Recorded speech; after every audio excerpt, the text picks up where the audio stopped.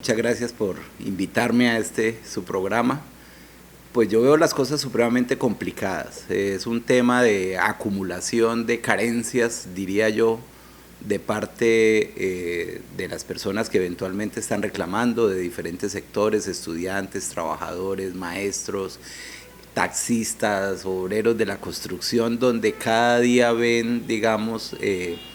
limitados sus ingresos, limitadas sus oportunidades, se les cierran las puertas en el tema de la salud, en el tema de la educación. Yo creo que la situación es bastante compleja y la reacción no ha estado en ese mismo nivel para, digamos, dar un parte de tranquilidad frente a unas posibles soluciones de lo que se reclama.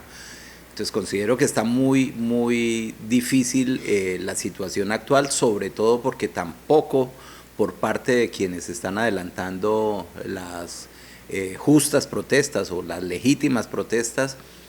haya tampoco una cabeza visible que eventualmente represente el querer que de esas inconformidades que se están presentando y pueda servir como interlocutor válido frente al gobierno para buscar una salida de ello. Es que es muy difícil. Usted oye, digamos, en los medios de comunicación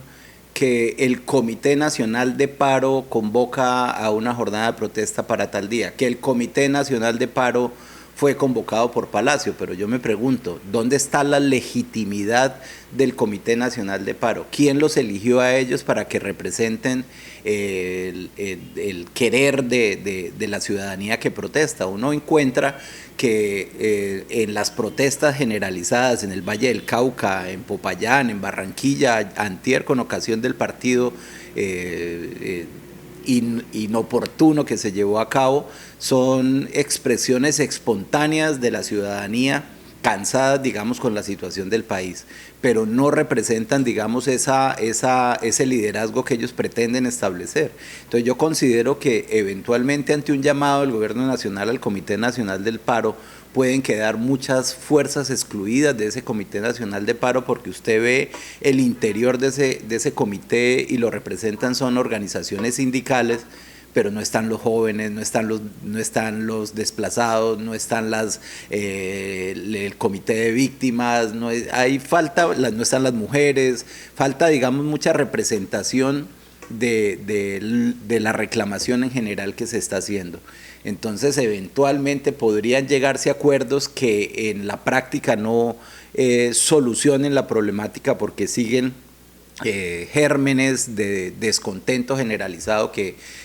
muy posiblemente no se sientan representados en ese Comité Nacional de Paro. Entonces, lo primero que tiene que darse en relación con esto es generar verdaderamente un liderazgo y una legitimidad de quienes van a adelantar estas jornadas de... Es que, digamos, uno se pone a ver la situación y por qué llegó a este momento. Esto se estaba gestando solamente un paro nacional de un solo día,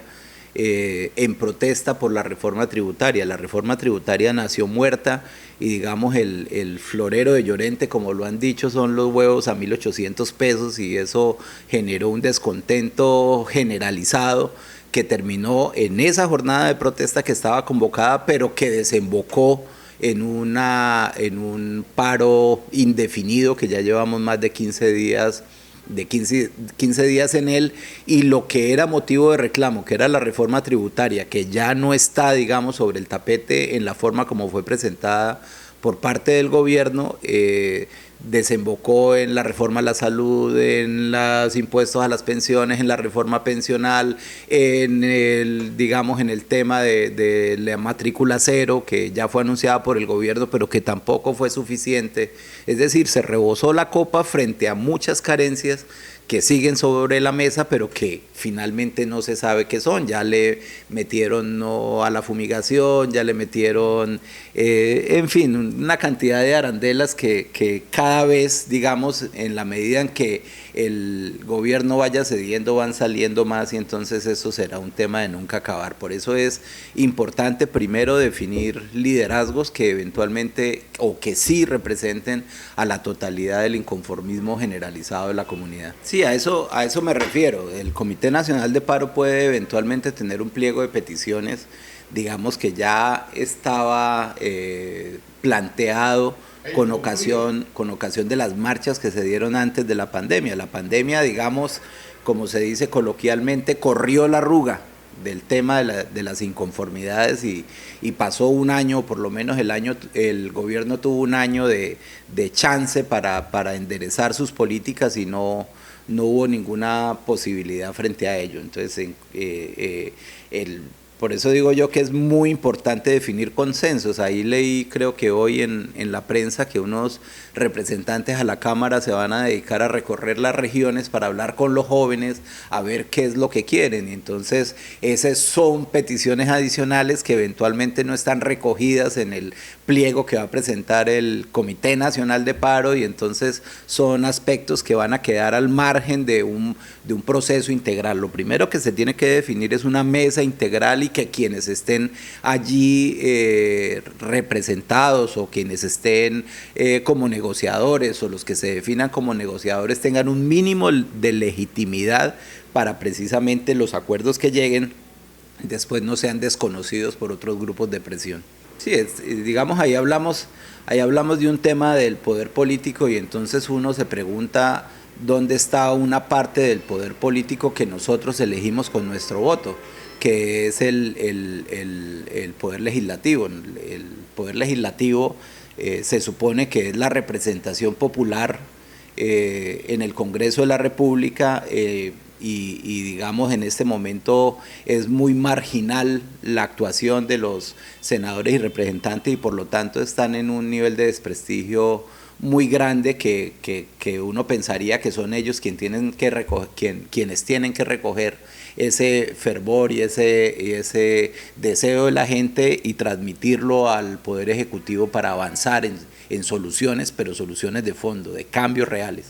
Sí, es un tema de legitimidad. Ellos tienen, digamos, la representación, pero no tienen la legitimidad. Entonces esa legitimidad se tiene que ganar y se tiene que hacer valer, digamos, en estos escenarios que se están dando ahorita. Uno escucha también que tildan de vándalos y que tildan digamos,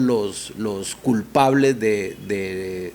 los problemas económicos que están surgiendo ahora, los paros y los cierres de las carreteras, pero hoy también viendo noticias los productores de cebolla de Ábrego, por ejemplo, están botando su cosecha porque no tienen cómo venderla a los precios que eventualmente se están dando porque aprobaron importaciones de cebolla del Ecuador, o el mismo caso de los arroceros que llegaron a un acuerdo pero sigue cerrada la vía Astilleros, que ellos eran inicialmente quienes cerraron. Y el gran problema de los arroceros es que la producción, que en lo que tienen que invertir en la producción no lo recuperan en la venta de sus productos. Entonces eso es generado a su vez por importaciones masivas que se hacen de arroz subsidiado de otros países, de los Estados Unidos, etcétera, que acaban con la producción. Pueden beneficiar a un importador de arroz, a uno, pero perjudican a una gran cantidad de trabajadores que viven precisamente de la producción del arroz.